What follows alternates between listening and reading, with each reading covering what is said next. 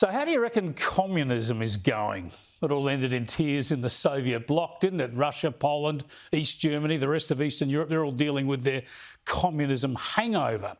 Cuba and North Korea aren't exactly setting the global economy alight, nor doing much for their populations. The success stories in the communist world definitely are China and Vietnam. Hundreds of millions of people have been lifted out of poverty. But how?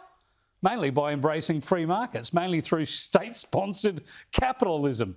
This improvement in prosperity is a credit to those countries. It's great that they've lifted people out of poverty, that's for sure. But their governments are really less about communism and more about authoritarian dictatorships.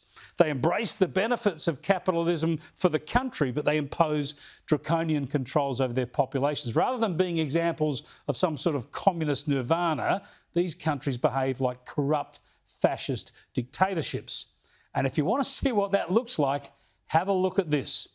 This is gold-encrusted steak being prepared and served in a London restaurant that is renowned for such expensive decadence. Usually served to celebrities with more money than brains. I suppose it's their way to cancel out all of their virtue signalling. And on the end of this serve, though, is Vietnam's Public Security Minister, General To Lam.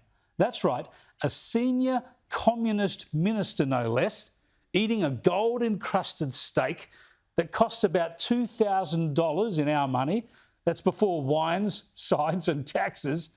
And it's about the annual average wage of a person living in Vietnam. He's paid that for one steak.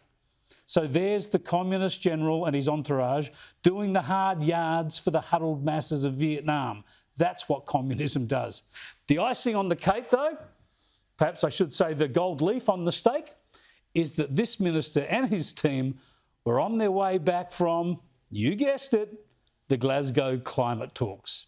Yep, well, they want to ban beef to save the planet and stop burning fossil fuels too, so that way there'll be plenty of energy left to refine the gold and cook the steaks for the communist elite.